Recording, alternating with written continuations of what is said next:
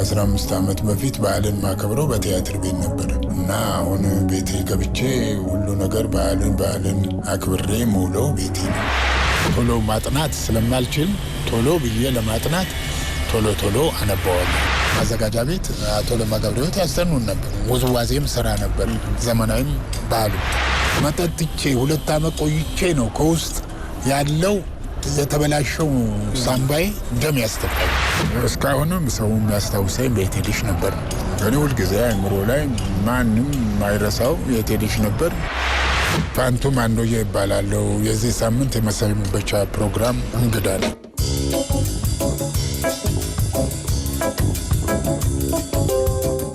ፋንቱ ማንዶዬ የዚህ ሳምንት የመሰንበቻ ፕሮግራም እንግዳችን ስለሆንክ ደስ ብሎኛል። አመሰግናለሁ። እኔም እንኳን አደረሰ ማለት እወዳለሁኝ። የዓመት በዓል ጊዜ ላይ ነው የምንገኘው። እንዴት ነው በዓል?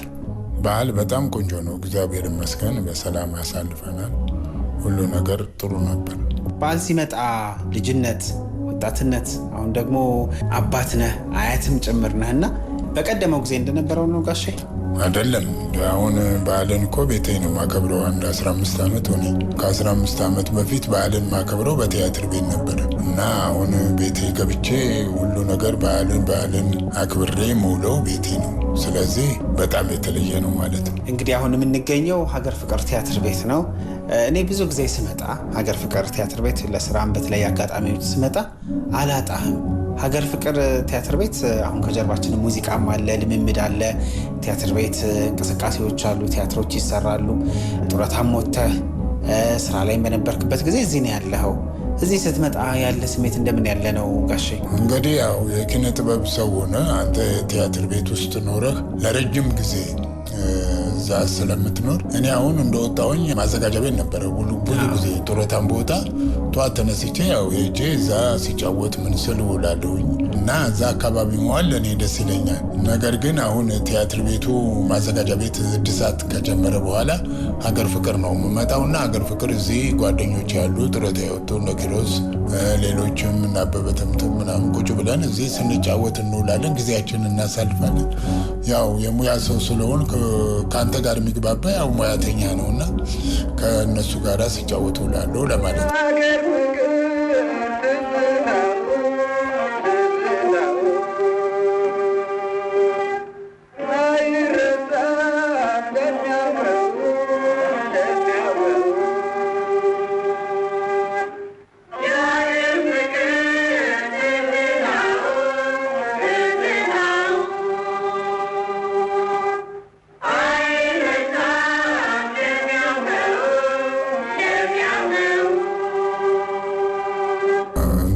ቁጭ ብለን የምንጫወተው በአብዛኛው የድሮ የእኛን ስራ ከሌ በነበረ ጊዜ ደግሞ ብዙ ነገር የምንሰማው እዚህ ነው።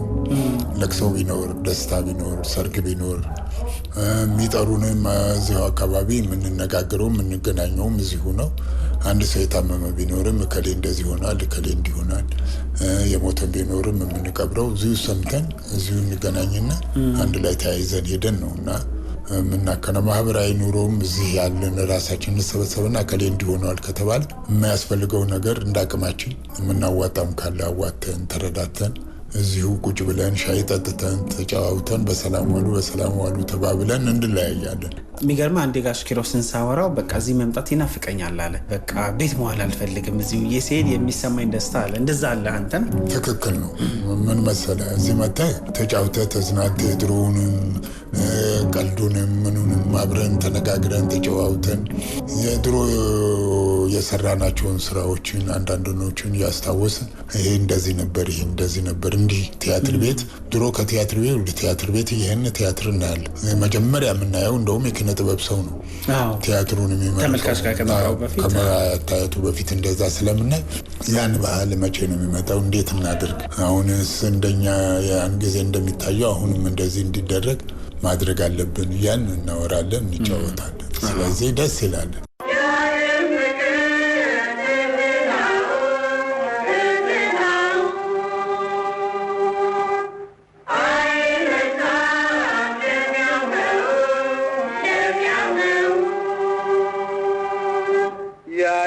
የአገራችን ጫካ ወንዛ ወንዙ ከ5 10 ዓመታት በላይ እዚህ ሙያ ላይ ቆይተሃል እና ረጅም በሙያው አገልግለሃል።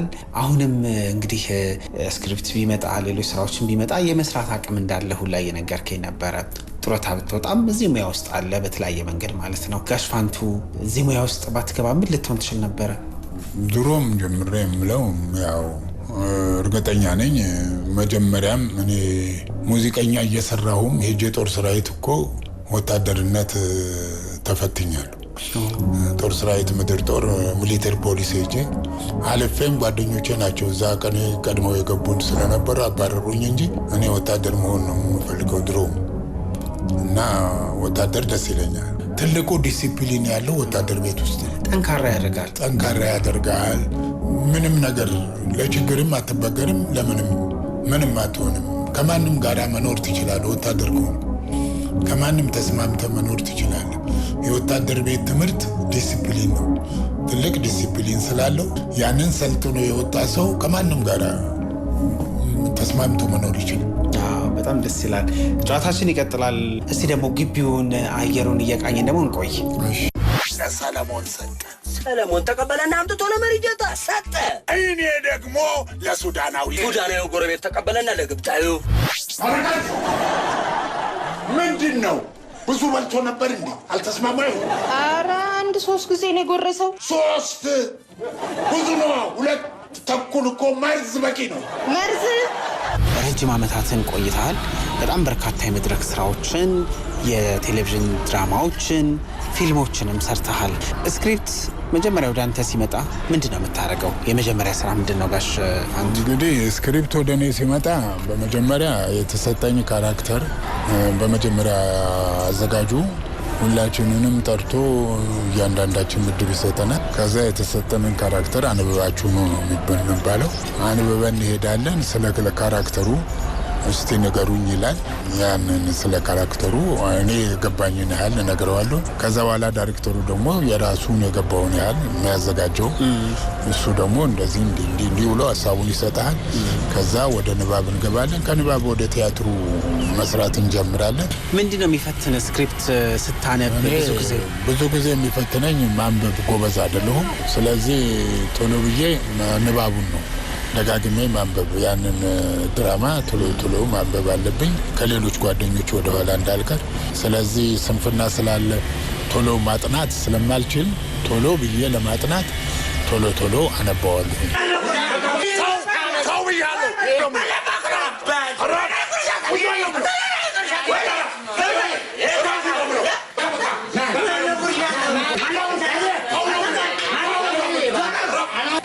ብዙ ጊዜ ጋሽ ፋንቱ ሲባል እንግዲህ አንተ የሰራሃቸው አባት ነህ። ቆፍጣና አባት፣ ተቆጪ አባት ሆነ ነው የሰራኸው እና እኔ እንኳን በእድሜ ያንተን ስራዎች ስመለከት ፋንቱ ሁሌ አባት ሆኖ ነው የሰራው።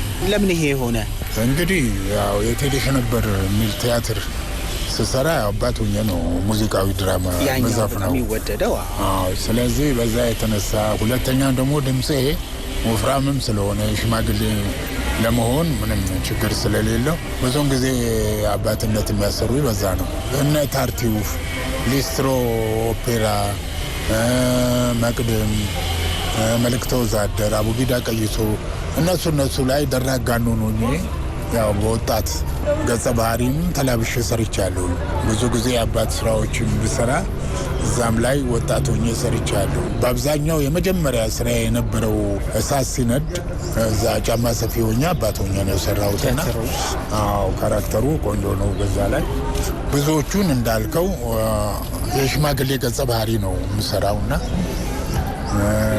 በጸጋዬ ገብረ መድኅን ቴዎድሮስ ቲያትርም ላይ ንጉሥ ኃይለ መለኮት የሸዋ ንጉሥ አርበኛ ሆኜ ነው የሰራሁትና በዛም ላይ እንደዛው እንደ አባት ሆነን ነው እንደ አርበኛ ሆነን ነው የሰራነው። አይ እኔንም አጉል እንዳያደርገኝ ይሄ ሰው። የኔ ልጅ ረጋ በል የኔ ልጅ።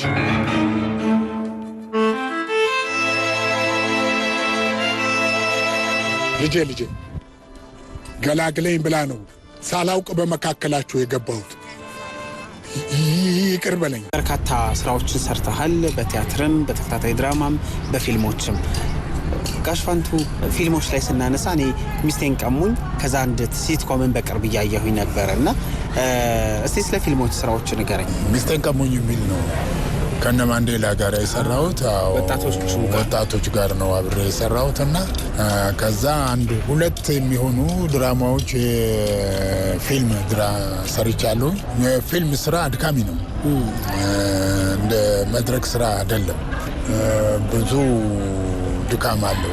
ትንሽ ነገር ለመቅረጽ በአያት ጊዜ ነው የምትለፋው የምትደክመው እና ሰው ተመልካቹ ሲያየው በዛች 45 ደቂቃ ውስጥ አንድ ሰዓት ከሩብ ምናምን አለቀ ሲባል እንደዛ ይመስለዋል እንጂ በጣም አድካሚ ነው የፊልም ስራ እና ብዙም እኔ አልሰራውም። ብዙም ለመስራትም ብዙም አልፈልግም። ድካሙ በጣም ያደክማል። የቴሌቪዥን ድራማም እንደዛው እንደ ፊልም ነው ያው ያደክማል። ቆጮይ ምንድነው የኔ ልጅ? ምንድነው ያመጣሽ? የያዘኝ በሽታ። ታዲያ ምን ችግር አለው? እኛ እያልን ምን ችግር አለው ይላሉ።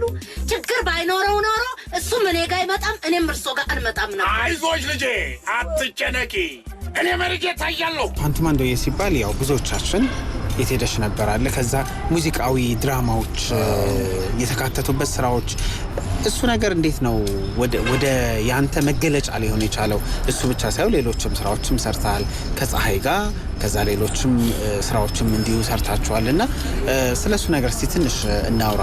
ያንተ መለያ ሆኖ በተከታታይ ሰራቸው ስራዎች ስለነበሩ እንግዲህ የመጀመሪያ ሙዚቃዊ ድራማ ስሰራ ከለማ ገብረሕይወት ጋር አሰልጣኛችን ነበሩ። እሳቸው ለማ ባህላዊ ሙዚቃ ተጫዋች ናቸው። ከእሳቸው ጋር ብዙ ዘፈን ጉራጌኛ ምናምንም ዘፈኖች ዘፈኛለሁ እንጂ እዛ ትምህርት ቤት እያለን እዚህም እያለን ማዘጋጃ ቤት አቶ ለማ ገብረሕይወት ያስተኑን ነበር። ውዝዋዜም ስራ ነበር፣ ዘመናዊም ባህልም። ነገር ግን አቶ ተፈራ ቡነወልድ ከዛ በኋላ ይሄ ኔቴልሽ ነበረ። እኔንና አንድ ጓደኛዬን አጥኑ አሉንና ተስፋ አሸብር ይባላል። ሁለታችን አጥንተን ተወዳደርን ማለት እንደ ሽማግሌ ሆኖ ለመስራት። ከዛ ስሰራ እኔን መረጡኝና አቶ ተፈራ ቡነወልድ ኔቴልሽ ነበርን ለእኔ ሰጡት። ያ ዘፈን እንደ አጋጣሚ ሆነው በቴሌቪዥን ተላለፈ።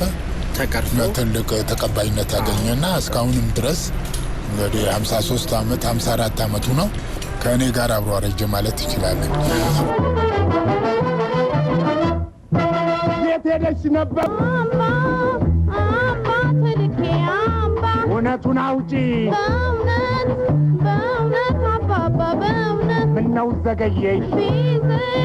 ቢዘኝ ጎልማሳው ቢዘኝ እንዴት ቢንቀኝ? መናቅ አይደለም መናቅ። ታዲያስ ምንድን ነው? ምንም አላውቅም ምንም። ተላፏል ነበር? አሁን አባባ እኮ ምንድን ነው? ፍቅር እኮ ነው። ምነው እና ከዛም ሌላ መሪ ቤት፣ የአዲስ አበባ ኮረዳ፣ ኦዴ ቆጠላ፣ ምንጠጅ አለና አበቃ እዚህ ላይ አበቃ፣ ያምቸረ ያምቀር አከተመ በቃ የሚል እነዚህ ሙዚቃዊ ድራማዎች ብዙ ሰርቻለሁ። ከ40 ዓመት በፊት ነው የተሰሩትና ግን እስካሁን ድረስ ሰው ያስታውሳቸዋልና ይደመጣል። በጣም ብዙ ሰው የሚወዳቸው የተማረባቸው ራሱን የተመለከተበት ስራዎች ጭምር ናቸው። እንግዲህ የት ሄደሽ ነበር ላይ ግን በቃ አንዳንድ አተዋወን በድምጽ መተወን ይቻላል። እንዲሁ ያለ ሙዚቃም ሲሰራ በቃ ልጅህ ነው የምትመስለው። የምር ልጅ አድርጋታል እና ልጅህን የምትቀጣ ልጅህን የምትቆጣ ነው የምትመስለው። ብዙ ጊዜ ደጋግመህ ስትሰራው አንድ ነገር ካራክተር ይሆናል። የት ሄደሽ ነበርን ስሰራ ልክ አባት እንደሆንኩ ነው የሚሰማኝ እና ከልጆቹ ጋር ከአዳዲስ ልጆች ጋር እሰራለሁ እና ልጆቹ ራሳቸው ልክ የምቆጣቸው ነው የሚመስላቸው ነው ይደነግጣሉ። በአብዛኛው ያው ለምጃቸዋለሁ አብሬ ያደኩ ማለት ነው። አሁን ደግሞ በልጅነቴ ያው እንደ ሽማግሌ ነው የምሰራው። አሁን ደግሞ ራሱ እየመጣ ስለሆነ ካራክተሩን ተላበስኩት።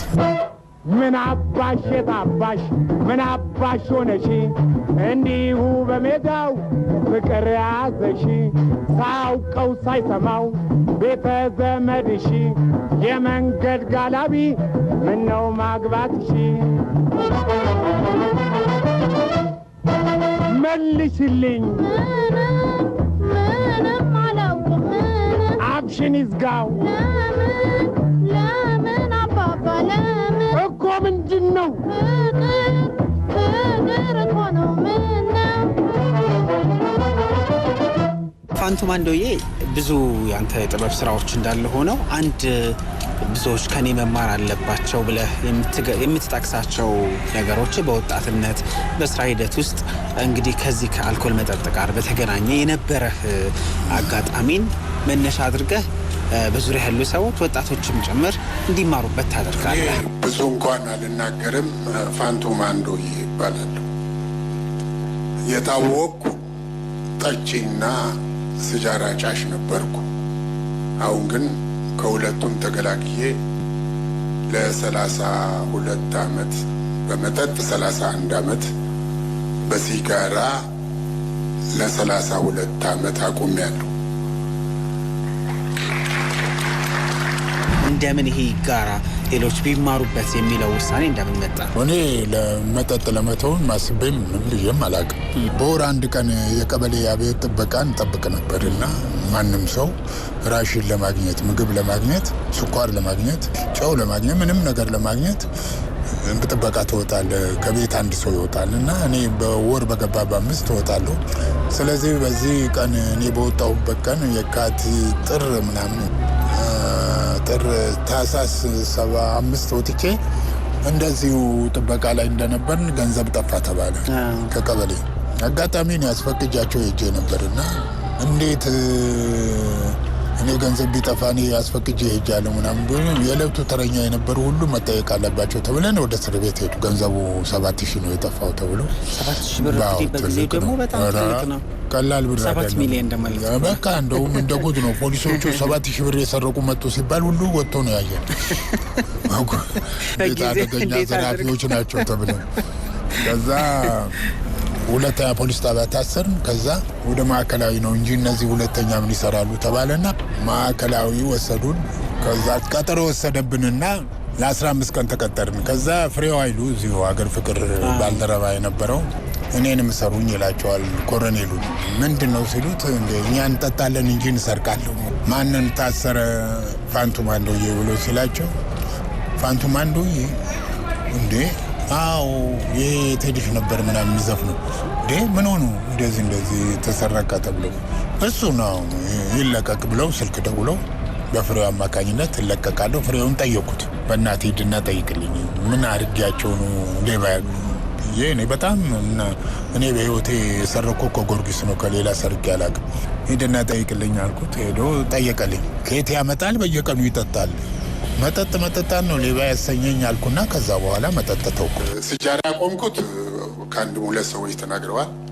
15 ሳንቲ ሁለት ያላ ሲሸጥ ነው 10 ሳንቲ ገብቷል አንዱ ሲለኝ አይ 10 ሳንቲ ሞልቼበት አንድ ጠጅ በጠጣ ይሻላል ብዬ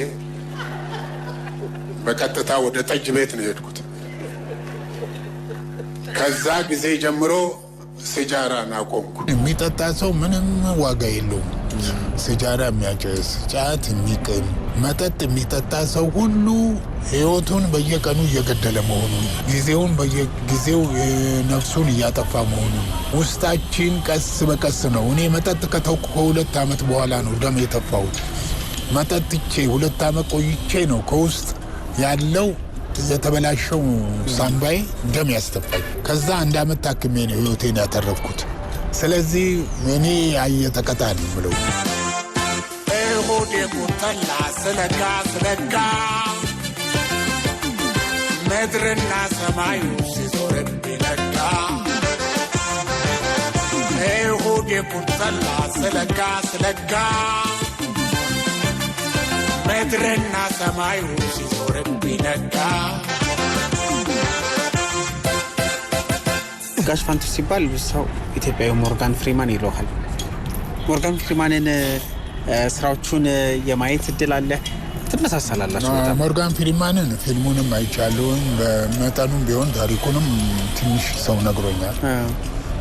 መጀመሪያ ሚሊተሪ የነበረ አየር ኃይል የነበረ ነው። ከዛ ወጥቶ ነው ወደ ተውኔት የገባው እና ፊልም አክተር ነው። ብዙ ስራዎች የሰራውን ስራዎችን አይቻለሁ። ሞርጋን ፍሪማን አሁን ወደ 90 ምናምን አመቱ ገደማ 95 ዓመት ገደማ ይደርሰዋል። እኔ ገና ወደ 75 ዓመት ነው። እንግዲህ ትንሽ ከፍ ሊል ይችላል። ሞርጋን ፍሪማን በጣም ትልቅ አክተር ነው። በጣም ጎበዝ ነው። በመልክ ያው ትንሽ እንመሳሰላለን እንጂ ብዙም አንመሳሰልን እና አደንቀዋለሁ በጣም። አሰራሩ፣ ድምፁ፣ ምኑ ደስ ይለኛል።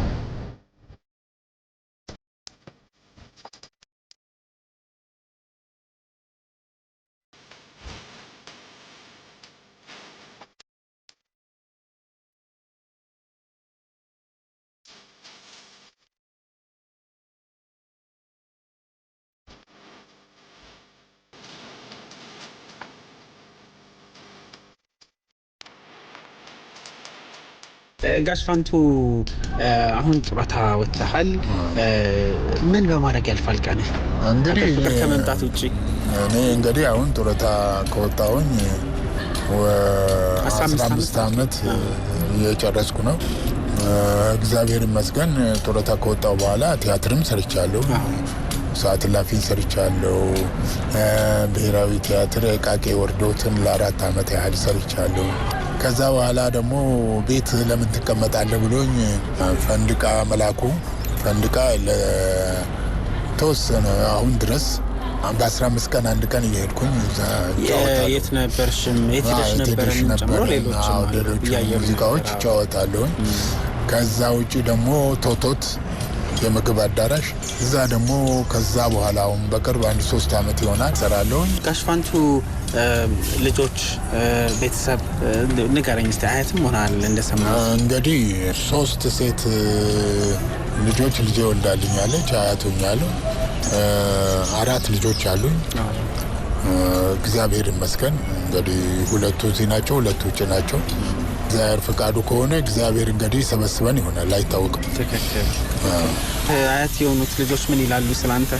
በዩቲዩብ በምን ያያሉ እኮ፣ ቀላል አይደሉም። የዛሬ ልጆች አንተ ነግራቸው ሳይሆን እነሱ ቀድሞ ይደርሱባል። ስለዚህ በደንብ ያውቃሉ። እግዚአብሔር ይመስገን። አንተን የሚከተል ሰው የለም? አንድም የለም። እውነት? አንድ ወንዱ ነበረ፣ እሱም ሞከረ። ከዛ በኋላ አልተሳካለትም፣ ወደ ውጭ ሄደ። አሁን ፈረንሳይ ነው ያለው። እድሜ ከፍ ሲል እርጅና መቼም የእድሜ ጸጋ ነው፣ ሁሉ ማግኘት የሚፈልገው ነው። እርጅናን ትፈራዋለህ ወይስ ትጋፈጠዋለህ? እንዳመጣጡ ነው የምታስተናግደው? እንግዲህ እኔ ማንም ሰው ያለፈበትም ከሌሎቹ አይታ አይደለም አንተ ወደዛው ነው የምትሄደው። እድሜ በገፋ ቁጥር ያው እየደከምክ እየቀነስክ ድሮ ከነበረ ፍጥነት እየቀነስክ በወጣትነት የምዘለውን ዛሬ ልዘለው አልችልም። ስለዚህ ያው ቀስ እያለ ያው እንዳረጀ መኪናምና የሰው ልጅ ያው ስፔር ፓርታችን ውስጡ እየደከመ ይሄዳል በመስራት ብዛት። የመኪናም እየቆየ ሲሄድ ያው ነው። አረጀው ብለህ ታውቃለህ? እኔ ባልለውስ አረጀው ማለት እጅህን ላለመስጠት ትሞክራለህ፣ ግን ውስጥህ ይነግርሃል፣ እርምጃ ይነግርሃል። ስለዚህ እድሜ ጠገብኩ አይባልም። እውነት ነው። አንተ ነገም ብትኖር ተነጎዳም ብትኖር እድሜ ልክ ባትሞት ደስ ይልሃል። ነገር ግን ሞት የማትቀር ናት። ደግሞ ሞት የማይቀር እስከሆነ ድረስ እግዚአብሔርን የምለምነው የአንድ ቀን ሞት ነው። አልጋ ላይ እንዳትጥለኝ ነው የምለው። ፈጣሪን የምለምነው አሟሟቴን አሳምርልኝ፣ ከክፉ ሰውረኝ፣ የአልጋ ቁራኛ አታድርገኝ ነው። ለማንም የምመኘው ነው። ማንም ሰው አልጋ ላይ ተኝቶ እንዲሰቃይ አልፈልግም። እግዚአብሔር ከአልጋ ቁራኛነት ይጠብቀን። አሜን። መሞት አይቀርም። በሰላም ያሰናብተን። ራሳችንን ጠብቀን ራሳችንን ጥሩ ሰርተን በሰው ላይ ክፉ ሳንሰራ እግዚአብሔር በሰላም ወደሚወስደን ቦታ ይውሰደን ብዬ ነው የምለው እና እግዚአብሔርን የምለምነው አሟሟቴን አሳምርልኝ። ትክክል። ጋሽ ፋንቱ እንደው ያው እንዳልከው ብዙ ሰው የሁላችን መጨረሻ ያው ይታወቃል። በዚህ ሙያ ውስጥ በምን ብናስታውስ ትመርጣለህ? እስካሁንም ሰው የሚያስታውሰኝ በየት ሄድሽ ነበር። እኔ ሁልጊዜ አእምሮ ላይ ማንም ማይረሳው የት ሄድሽ ነበር። አንደኛ ትምህርት ነው፣ ታሪካዊም ነው። ዘፈኑ ሲዘፈን አባት ለልጅ የሚባልበት ዘመን ነበር። ዘፈኑንም አቶ ተፈራውን ወልደ አስታውሰው ሲጽፉት ያንን ለመሻር ነው።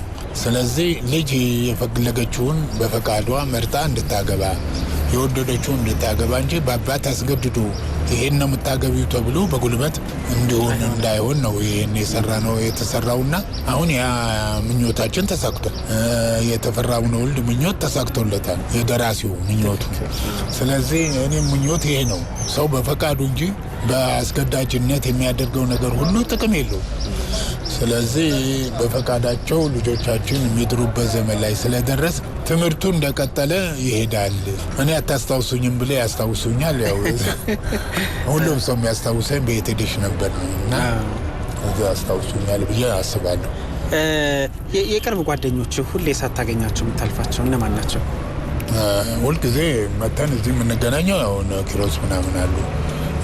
በስልክም በምንም በቀን አንድ ጊዜም ሳንደዋወል ምን አሰፋ በየና አለ ጓደኛዬ ነው። ሁል ጊዜ እደውልለታለሁ፣ ይደውልልኛል። ብዙ የሚካኤል ማህበርተኞች ጓደኞች ያሉ አርቲስቶች ሳይሆኑ የተለያየ ስራ ላይም ቢሆኑ አንድ ላይ በአንድ መስሪያ ቤት ውስጥ በአንድ አካባቢ ውስጥ የነበርንነን እና ሁልጊዜ በወር አንድ ቀን እንገናኛለን። እድር እናቆባለህ? እቁብ ትጥላለህ? አሁን እቁብ ምጥላለሁ፣ እድርም አለኝ። እቁብ እንኳን እኔ አይደለሁም ምጥለው፣ ያው ልጄ ነው የምትጥለው።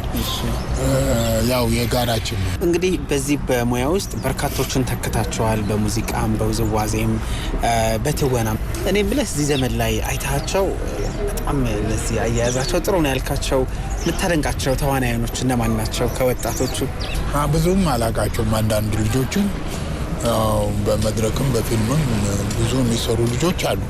ሁሉም ጎበዞች ናቸው እኮ። እኔ ከከሌ ብለህ የምታበላልጠው ያለ አይመስለኝም። ለመሰለህ ያ የተሰጠውን ካራክተር ከሰራ ፊልሙን አሳምረው ከሰራ ዋናው ነገር ትወናው የፊልም ዳይሬክተሩ እሱ አቀራረጹ የሰውየውን ስራውን እንዴት አድርጎ እንደሚቀርጸው ያንን ካስተካከሉ በጣም ጎበዞች ናቸው። አሁን በቴሌቪዥን ድራማ ማያቸው በየትኛውም ማያቸው እንደውም አንዳንድ ቲያትር ቤትም አላያቸው ሰዎች በድራማና በፊልም ላይ ሳያቸው በጣም ጎበዞች አሉ። ቲያትር ቤትም ደግሞ ብዙዎቹ ጎበዝ አክተሮች ናቸው። በፊልምም በድራማ የምታያቸውም አንዳንዶቹ እነሱ ነው። በጣም ደስ ይላል። ጋሽ ፋንቱ ሙዚቃ ጋብዘን ብንሰናበት ደስ ይለኛል።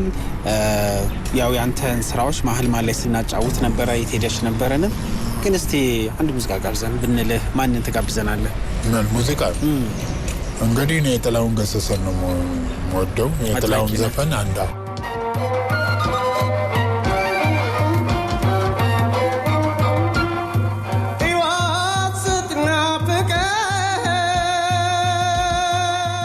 በጣም ነው የማመሰግነው። ደስ ብሎኛል። እሺ አድማጮቻችን ከዜማ በኋላ እንመለሳለን።